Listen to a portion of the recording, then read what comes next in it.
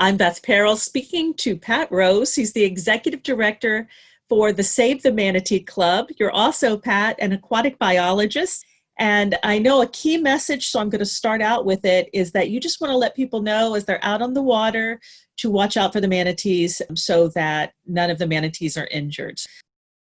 Well, as this opening up from the COVID-19 situation increases, we have a lot of boating activity going on. And it is something that people can do for themselves if they use their proper distances, be safe and enjoy it outdoors. But we want to make it safe for manatees too. So we do have some tips for those boaters. Of course, the first and foremost is to abide by the speed regulations wherever they may be.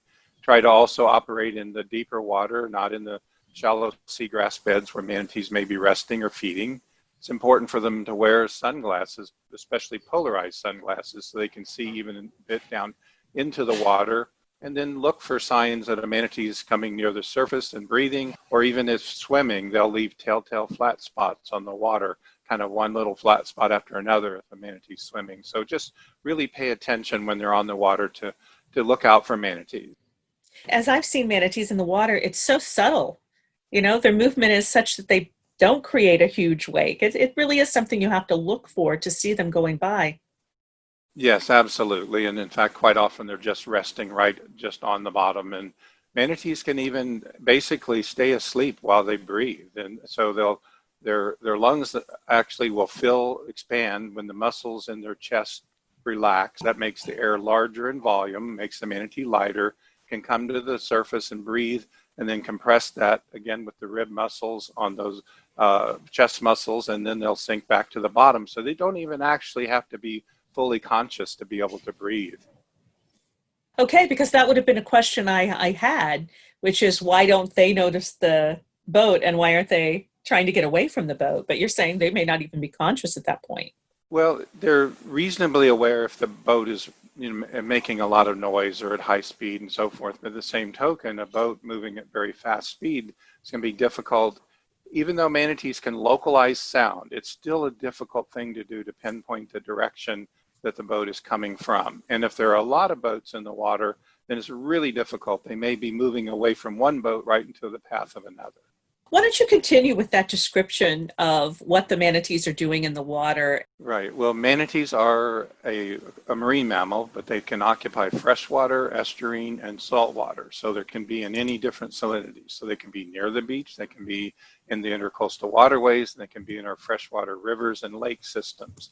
But one thing you will find is that they're going to be in relatively shallow water because their food source is aquatic plants. And so normally the seagrass is in those areas where you have a little higher salinity.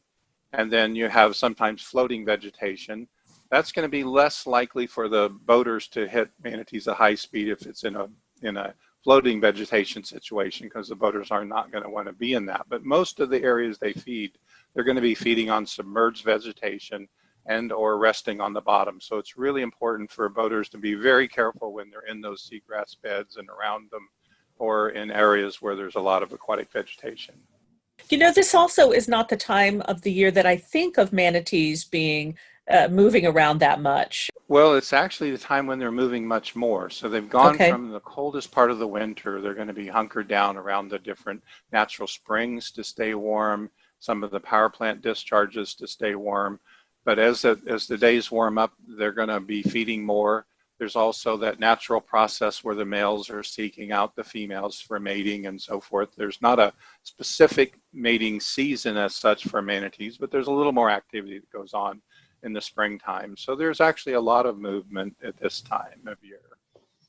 We have movements as far as from Florida all the way up into Alabama more frequently now. Not a lot of manatees, but regularly. Some might venture, some make it to the edge of Texas. We've had on the East Coast make it all the way to Maine, in fact.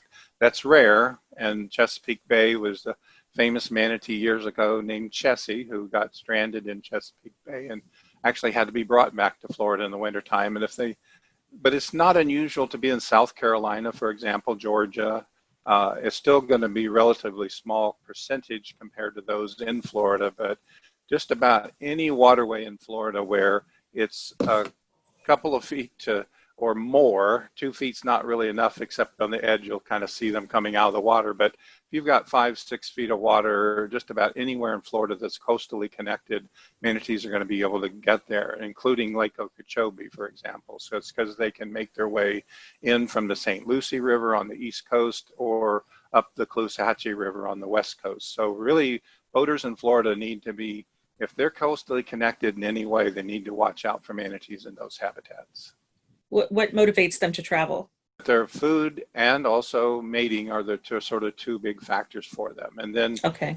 if a pregnant female is about ready to give birth, then she's going to actually be seeking out some relatively sheltered water back in a canal or a little narrow part of a river or stream, and or the edges of a lake that are, you know, a little bit near shallow water, but still a little bit away from everything else. They try to get in those more secluded places to give birth. All right, if you would, Pat, go ahead and repeat and expand on what you said earlier for boaters as far as how to proceed in the waters. Well, again, first and foremost, there are many different manatee zones that are protection for manatees, whether they're an idle zone or where manatees are likely to be in high numbers, or a slow speed zone where there's still going to likely be a lot of different manatees there, or in areas where it's 25 or 35 miles per hour. It's still important for those boaters to obey the speeds, but more than that, to be really watchful for manatees. Wear polarized sunglasses, look for signs that a manatee's near the surface or coming up to breathe, signs that a manatee's swimming in that area. Again, telltale flat spots on the water that would be one after another can be also a good indication. And of course, the same token is really look out to avoid seagrass beds at high speed in places where manatees are likely to be feeding. Tell me a little bit about what's happening at the Save the Manatee Club. What are you focusing on these days? Well, I think like a lot of people, we are trying to social distance just from the staff and that part of it. But we're actually, if anything, ramping up our social engagement with through the internet and other sources and different social media programs. A lot of Facebook and all the different sort of ones that you can do, including Twitter and of course YouTube even, a lot of that as well. But really wanting to get the word out. So manatees they actually had a little bit of a respite when most everybody was staying home.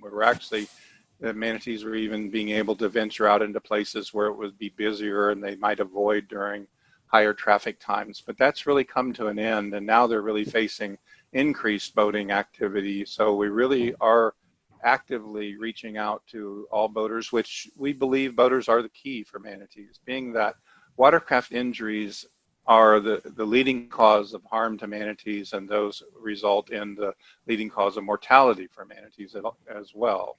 If you think about it, nearly all manatees that are alive today have been hit at least once from a speeding boat.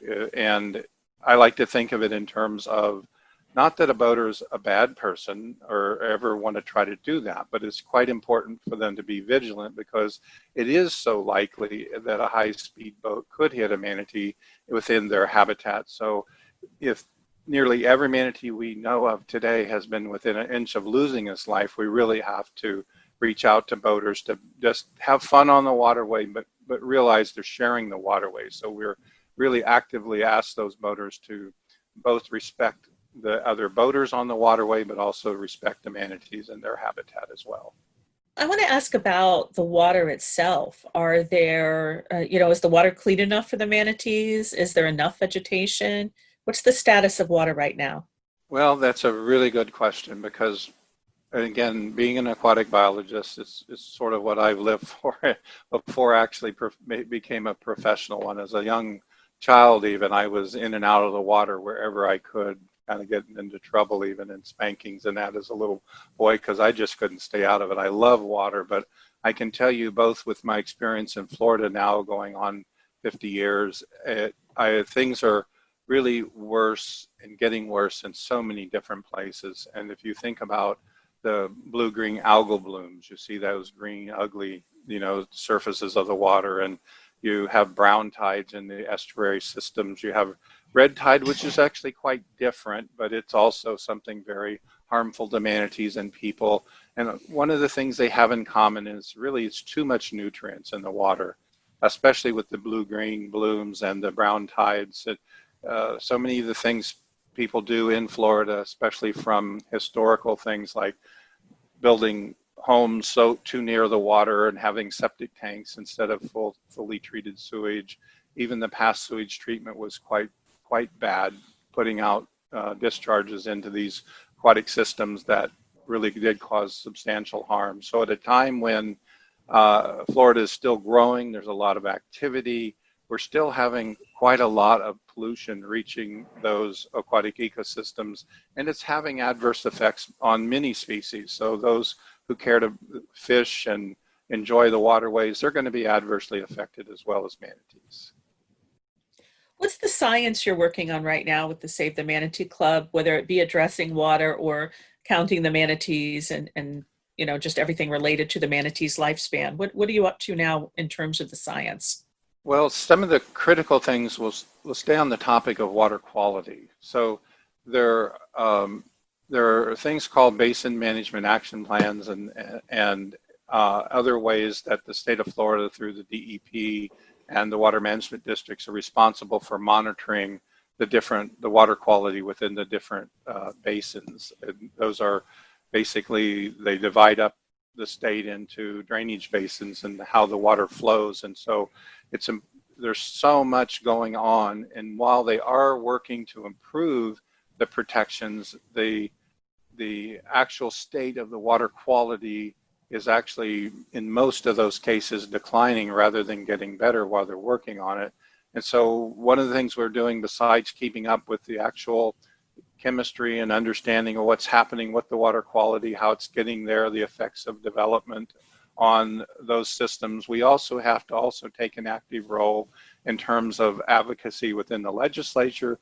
But when all of those things don't work, at a last resort, we also get involved in administrative challenges and lawsuits and so forth. And there is one of those that we have been involved with now for over a year. It's in for a decision which hasn't come out yet. So that, for example, it has to do with all the different springs that are important to manatees and of course to people as well. So that's one area. We're also studying, we have a very long-standing 30-plus year research program going on at Blue Spring State Park in terms of keeping track of which manatees come and which mothers give birth to what offspring and whether they have new injuries or death or where they go. We work also very closely with the Manatee Research or Manatee Rescue and Rehabilitation Partnership, which is made up of both the state and federal agencies, but all the different ocean area and zoos and so forth that also participate with manatees, because there's just a very great need to rescue and then rehabilitate manatees that have been injured or get sick or affected even by red tide and things, and get them back out into the wild. When you advocate, what is your specific role as the Save the Manatee Club and what you can offer up as information? Is it about the manatee itself and how it lives and what it needs to survive? Well, it's certainly that. And so as a imperiled or protected species, it is also incumbent upon the agencies to manage in a way that it doesn't adversely affect manatees. But it's about so much more, because all of those other species that are indigenous to Florida, there's so many of them that depend on the springs as well as it being an economic issue for the state of Florida and tourism and those kinds of things, and trying to balance it. So we'll work with the hard science that's related to the manatees, but also in terms of the water quality. For example, we know that almost uniformly across the state, there's much too much nitrogen making its way into the groundwater and then the aquifer. And those aquifers, the Floridan aquifer is what actually is where the spring flow is produced from and flows out of the aquifer from underground. And that's still receiving much too much pollution, and primarily nitrogen. There are some issues here and there with phosphorus, which is kind of a limiting constituent, but nitrogen is the big one. And then you have in terms of the quality or quantity of the water, there's a lot of pumping that goes on and withdrawals from the aquifer. And we know that there's both new permitting going on regularly for additional withdrawals, whether it's for agriculture or for farming of actual animal farming as well, and or it comes from your larger cities and so forth. So it's a challenge. There's just sometimes in the year there's plenty of water, other times of the year there's not enough, and so it's a real challenge to both take care of how much water we have as well as what the quality of that water is. And so that will involve everything from advocacy, from getting other people to understand what the relationship of the aquifer is to the springs and to manatees as a critically important winter habitat, because especially as we're looking forward to the future, we're going to be seeing that the artificial habitat from the power plants is likely going to be gone, and manatees are going to be left dependent on those natural springs. So not only do we need to protect those that they use today, but we also have to work on efforts like we're doing now with a coalition of other organizations and interested parties to restore rivers like the Ocklawaha River, for example. The Ocklawaha was dammed back in the 60s in order to move forward with the boondoggle that was the Cross Florida Barge Canal.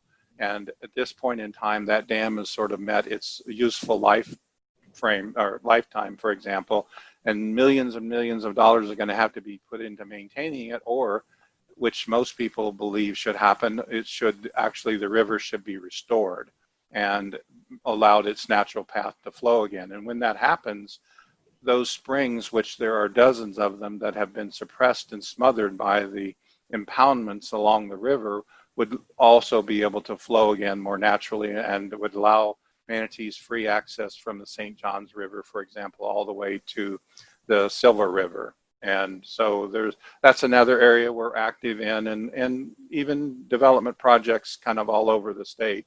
If it has to do with impacting manatees or the quality of our aquatic ecosystem, we're going to try to engage at the project by project level to the legislature, and then also through the courts if we have to. But that's really our last resort if possible. It'll take years once it's initiated. How is that a negative when it comes to the reproduction cycle of the manatee and what we hear about, which is the manatee count? Well, the good bright spot in all of this over the last 40 plus years has been, we really have been able to help create the circumstances whereby the numbers of manatees over the majority of that time frame had been growing and increasing. I don't know that as a manatee scientist, I don't know that I can say that's still happening. I hope it's still happening, but I'm not convinced it is, because we've had some really bad years of mortality where the population experienced double the amount of mortality you would have expected, and whether it came from, say, the last 3 straight years of having record watercraft mortality to multiple years of very high red tide mortality from the brevetoxins produced from red tide, which can basically paralyze manatees and cause them to drown, to very severe cold fronts that have come through. Fortunately, the last few winters, we haven't had a large amount of cold stress or cold shock on the manatees. But when you add all these different sources of mortality together, it very well could be that those totals are exceeding the ability of the population to reproduce at those levels. And I think a point I really want to make, and whether or not we have a slight growth in the population or we're slightly going backwards, if we lose the quality of those aquatic ecosystems, whether it's seagrasses or other submerged aquatic vegetation like Vallisneria, another key species for manatees, the recovery potential going forward is much less than what it was historically. So there were a lot of things we could do to make it possible for manatee population to grow. And so we were doing those, and doing them, I think, really very well. Now we're starting to reach a point where the systems are not going to be able to if they go backwards, the ability to recover from a loss in the population from this point forward, we may not be able to recover from that. So we have to do everything we can to not see the manatee population go backwards, because we likely won't have a second chance to recover them. So is one thing you're doing planting grasses and things for them? Well, we aren't directly, but we're working with other partners that actually Okay. have been doing that in terms of restoration in places where, for example, you had many years of exotic vegetation like water hyacinths or hydrilla, which were not native to Florida, but yet took off in really great abandon, if you will. And they were treated with chemicals that killed them, and they sunk to the bottom and created, deep layers of muck and so forth.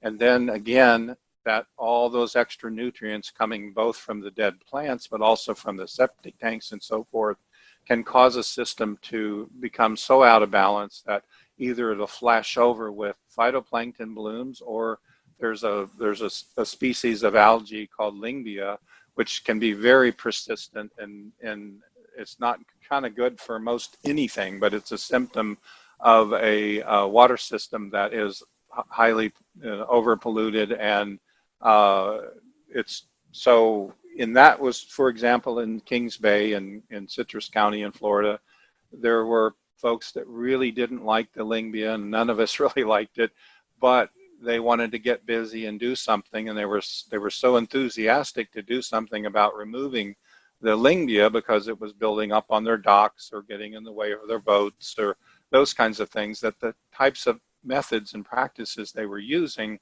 were really making it worse. And so we worked with them and worked with the Water Management District and others to come up with methods whereby the Lingbia could be removed safely and some of the muck and so forth removed safely.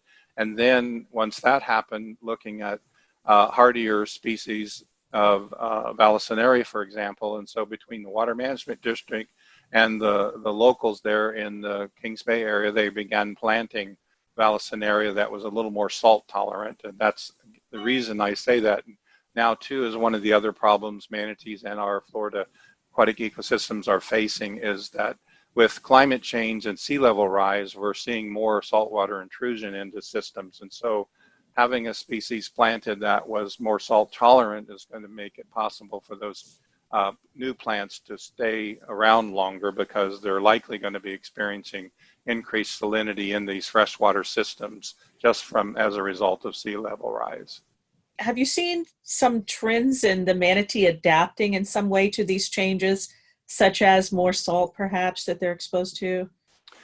Well, in the blue skin's case, that's not so much the case, but in Right, terms of right. the manatees in Kings Bay and Crystal River, that being within 6 miles or so of the coast, yes, definitely seeing them really respond to, well, again, it's a balance of protecting them from the immediate harm, for example, of being killed by boats, high-speed boating, and getting good regulations and protections in there, but educating both the boaters and, in that case, the divers and so forth, so they wouldn't chase them out of their warm water habitat. And so fortunately, there are places like that now where when you get to the Gulf itself, the seagrasses, because there's very little development around that area in terms of the coast.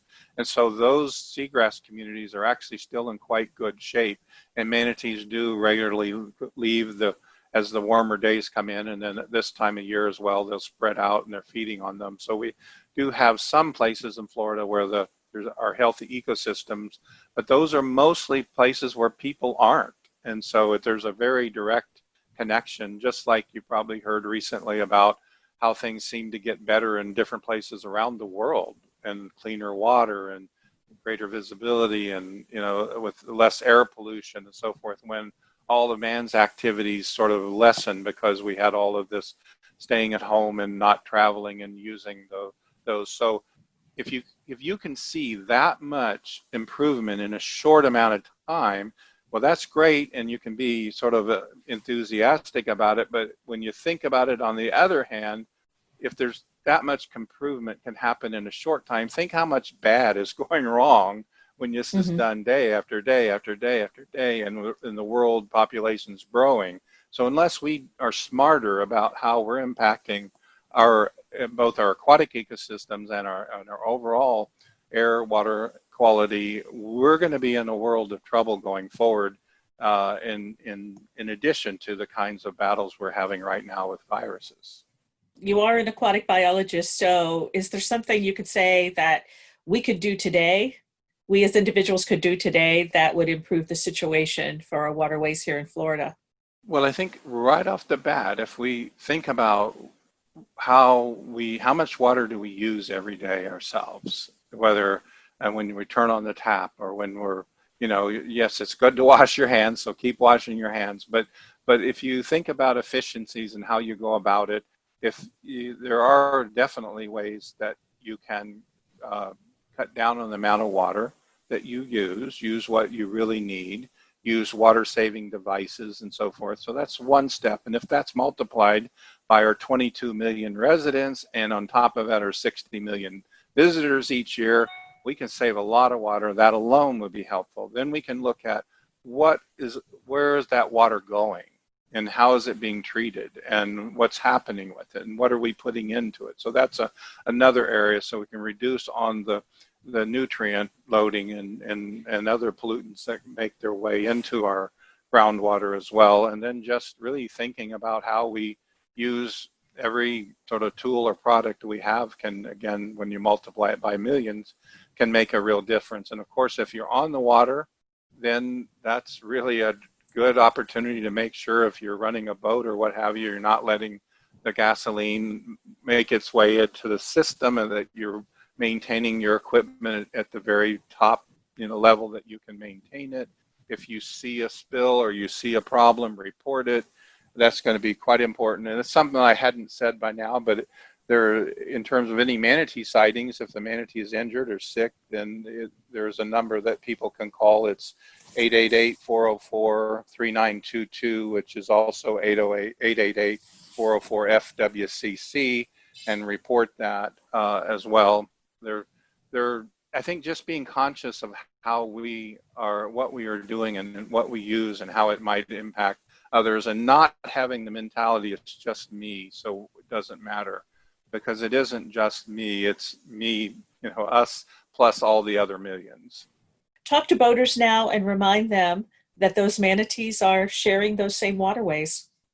And again, I'm somebody who loves the water. I'm a boater, I'm a scuba diver. I did instructing in the years past. I'm an underwater photographer. And so I've also been in a position where I've had high-speed boats going over the top of me. And again, I think if we put ourselves in the place of other boaters and put ourselves even what it might be like to be a manatee, and then operate our boats in such a way that it will be, as benign as possible, but still having a lot of fun. And I will say there are some fabulous boaters, and there are many manatees alive today that are there because boaters did call that number and report. Sometimes in the case with red tide, we've had them stop and even raise the manatee's head. We don't really encourage people to get out of their boats and get with the manatees, but on occasion it happens, and manatees have been prevented from being drowned because of compassionate boaters. So I think it, again, is just really trying to plan and enjoy their day on the water, but being aware that it's important to share the waterway. Anything else you'd like to tell us? We always love it when somebody will go to our website, savethemanatee.org. Of course, by adopting a manatee, that individual manatee will learn about them and their history, and how maybe if it's a female manatee, how many calves they had and their sort of life history. But it also allows us then to reach people not only here in Florida, but around the world. We work also in a few foreign countries as well, wherever manatees are, and try to help with those situations there as well. And so I didn't emphasize it a lot today, but a huge part of our effort and our effectiveness is because we have people that sign up for our newsletters and our email list, and we can have them join in with us and advocate for these better protections and so forth. It's not something where anybody is being pressured to do it, but if they want to join in, lend their voice, with our voice for manatees, then it can make a big difference. And so much of what we've accomplished is because we have a lot of people that come together for a common cause. Pat Rose, he's the executive director of the Save the Manatee Club. I'm Beth Perrell.